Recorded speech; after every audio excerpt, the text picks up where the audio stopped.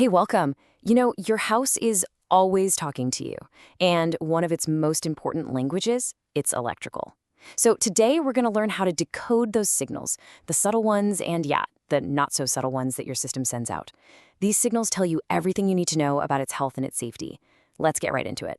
Okay, this might sound a little dramatic, but it's a real question you should be asking. Those strange sounds, those weird smells, the lights that flicker, they aren't just quirks of an old house. Nope, they're messages, and a lot of times, they're warnings, coming from that whole complex network of wires hiding just behind your drywall. So what do these messages even look like? Well, they usually show up like this. You've probably noticed your lights dimming for a second when the AC kicks on, right? Or maybe you have that one circuit breaker that trips every single time you use the microwave. Maybe you've heard a faint buzzing noise coming from your electrical panel, or felt a switch or outlet that's weirdly warm to the touch. A plastic burning smell? That's an obvious major red flag. But the one I find most interesting is this last one, a fish smell. No, that's not what you had for dinner last night. It's a very specific scent that often means electrical components are severely overheating. All right, let's really dive in and decode some of these electrical warnings. And it's so important to understand that these are not just minor annoyances. They're symptoms of a much deeper problem. And it's basically your home's way of asking for help before a little issue becomes a really dangerous one. Think about it this way. A tripping breaker is actually a good thing. It's a safety device doing its job perfectly. It's built to cut the power the second it senses danger.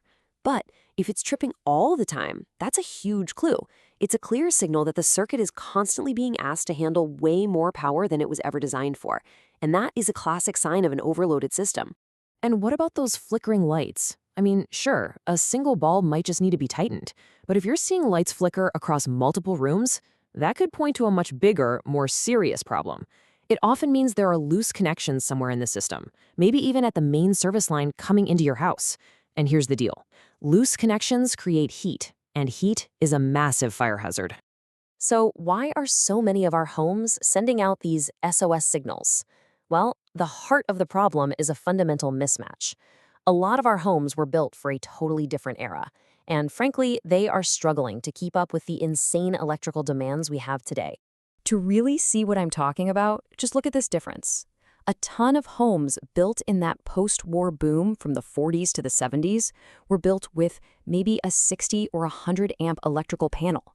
And back then, that was totally fine. But today, we've got central air, multiple computers, smart home everything, and now even electric vehicle chargers.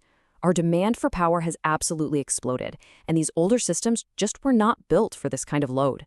And to make things even more complicated, there's a material choice from back then, aluminum wiring. For a while, it was used as a cheaper alternative to copper. The big problem is that aluminum expands and contracts a lot more than copper does when it heats up and cools down. So over decades of doing this, day in and day out, the connections at outlets and switches can literally work themselves loose. That creates a serious risk of overheating and, you guessed it, fire. So here's the bottom line.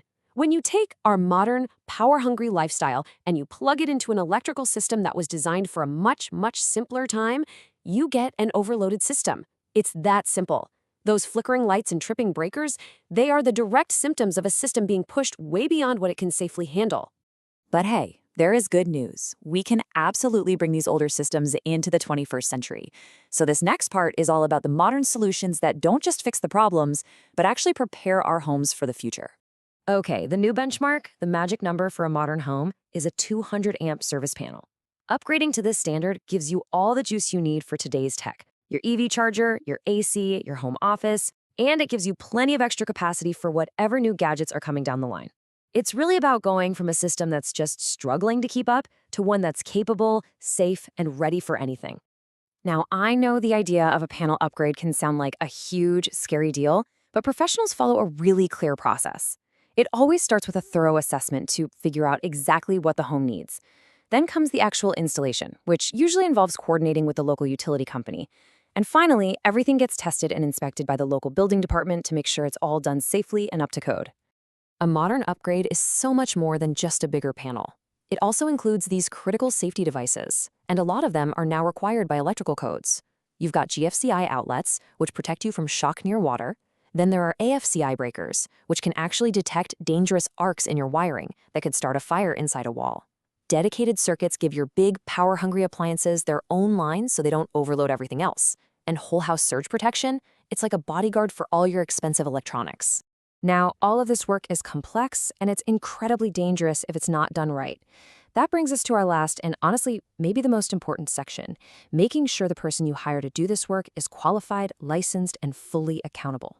In places like California, you always want to look for an electrician with a C10 license. But what does that license actually mean? Well, it is not just a piece of paper. It's proof. Proof that the contractor has years of verified experience, that they've passed some really tough exams on electrical theory and code, and that they're required to keep up with their education. It's your baseline guarantee of competence and professionalism. So how do you find the right person for the job? It really just comes down to asking the right questions. Ask them straight up, are you licensed and insured? Confirm that they will pull all the required permits for the job. And always get a detailed written estimate before any work begins. And maybe ask about their diagnostic process. A real pro is going to use testing equipment, not just take a quick look and guess. And hey, just a quick word on those permits and inspections. I know they can seem like a bureaucratic headache, but they are so important. They are the official check that ensures the work was done correctly and to the absolute latest safety standards. Code compliance protects you, your family, your property's value, and your insurance coverage. It's completely non-negotiable. And that brings us to the end. The signals your home is sending are a direct reflection of its ability to handle modern life safely. So, the final question is for you to think about. Is your home's electrical system just kind of getting by? Or is it truly ready for the demands of today and all the innovations of tomorrow? Thanks for tuning in.